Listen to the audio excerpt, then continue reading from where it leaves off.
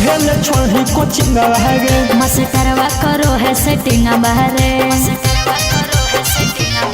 काहे पढ़े ले छोड़ी कोचिंग गे मास्टरवा करो है सेटिंग बहरे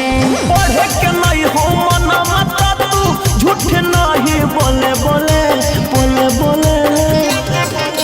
पापी हो कोई अच्छा पापी हो कोई मास्टरवा टमाटरवा देखे गोले गोले पापी हो कोई मास्टरवा टमाटरवा देखे गोले गोले।